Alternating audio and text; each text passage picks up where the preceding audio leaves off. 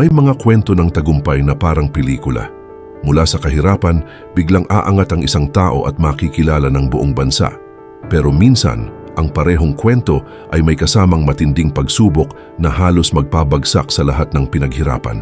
Ganito ang naging takbo ng buhay ni Noven Beleza, isang simpleng magsasaka na minsang pinangarap lamang na kumanta, ngunit kalaunan ay naging inspirasyon ng milyon-milyong Pilipino. Bago pa man siya makilala sa telebisyon, napakasimple ng buhay ni Noven. Lumaki siya sa probinsya ng Cebu kung saan ang pang-araw-araw na buhay ay umiikot sa bukid. Hindi marangya ang kanilang tahanan. Sa katunayan, tulad ng maraming pamilyang Pilipino sa probinsya, kailangan nilang magsumikap araw-araw para lamang makaraos. Maagang nagigising si Noven para magtrabaho sa bukid. Sa ilalim ng matinding init ng araw, siya ay nagbubungkal ng lupa, nagtatanim at nag-aalaga ng pananim.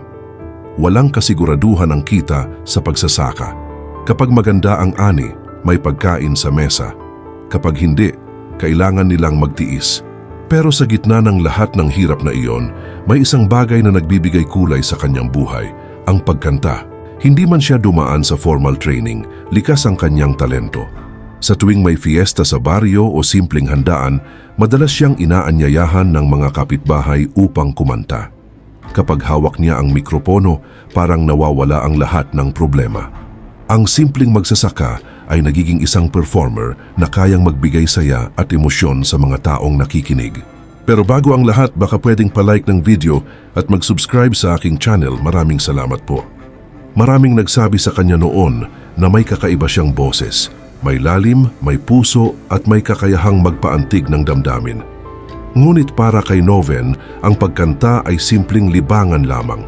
Hindi niya naisip na maaari itong maging daan upang mabago ang kanyang kapalaran.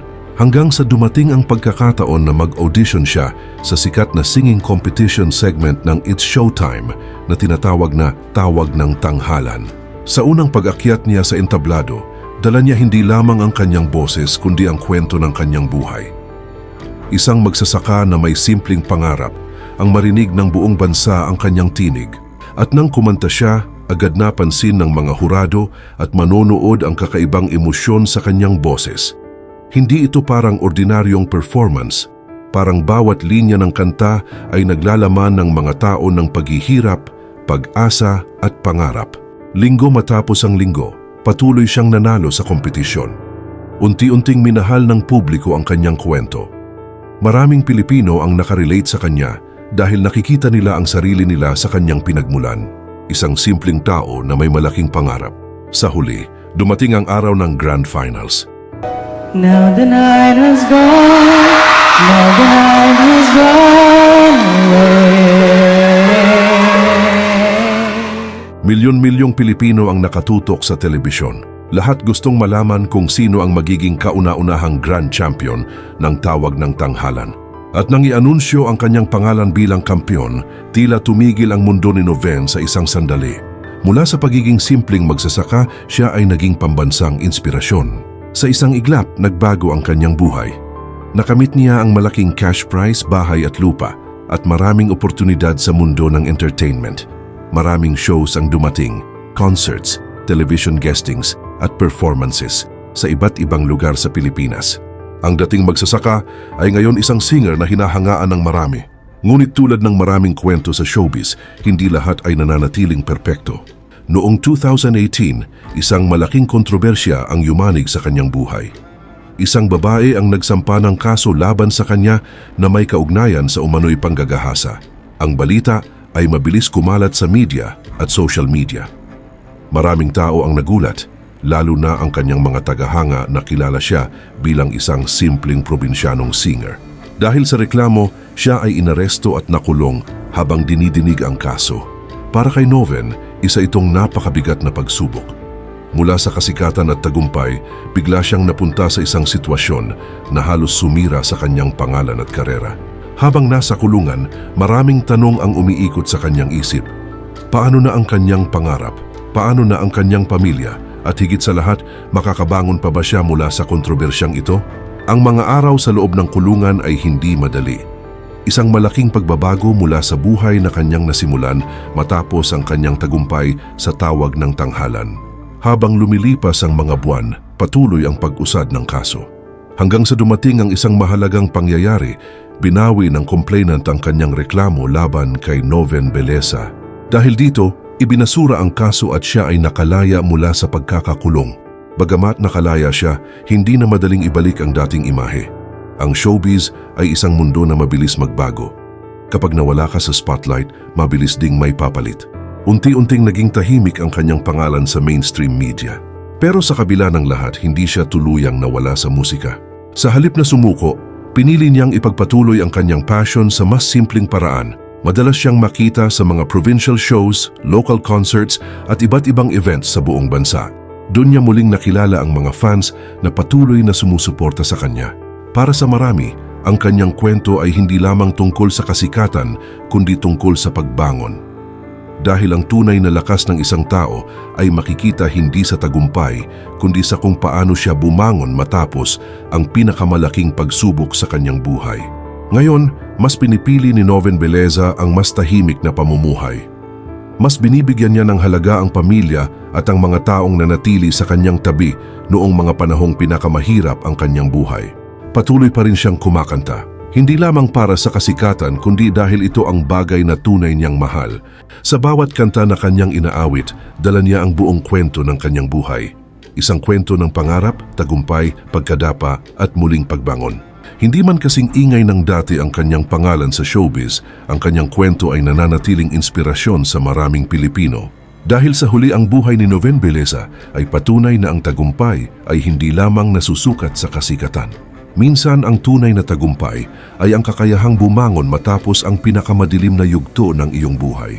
At sa bawat entablado na kanyang inaakyatan ngayon, dala niya hindi lamang ang kanyang boses kundi ang aral ng isang buhay na dumaan sa matinding pagsubok, ngunit patuloy pa ring lumalaban. Pero kung iisipin ng mabuti, hindi pa talaga tapos ang kwento ni Noven Beleza. Dahil sa likod ng lahat ng nangyari, ang biglang pagsikat, ang matinding kontrobersya, ang pagkawala sa spotlight, may isang tanong na hanggang ngayon ay naiwan sa isip ng maraming Pilipino. Ano na nga ba talaga ang buhay ni Noven Beleza ngayon?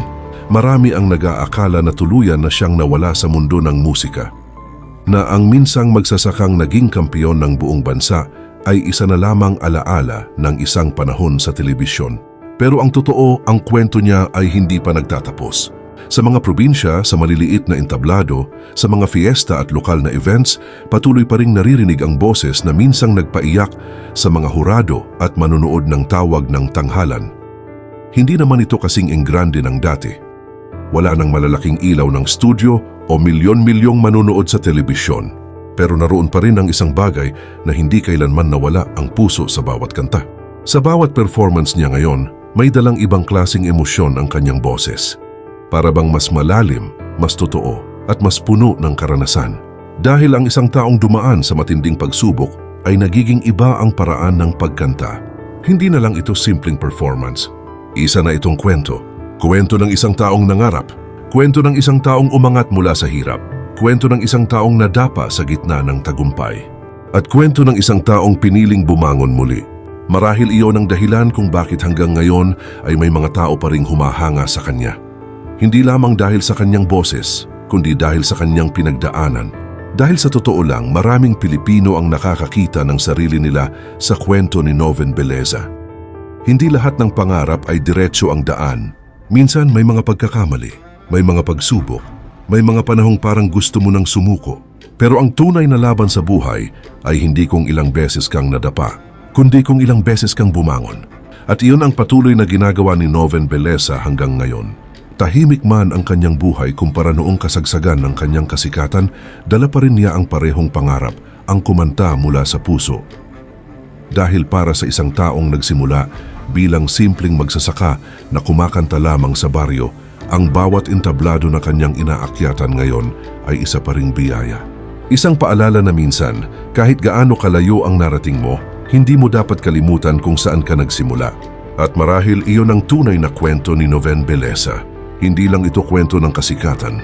Hindi lang ito kwento ng kontrobersya.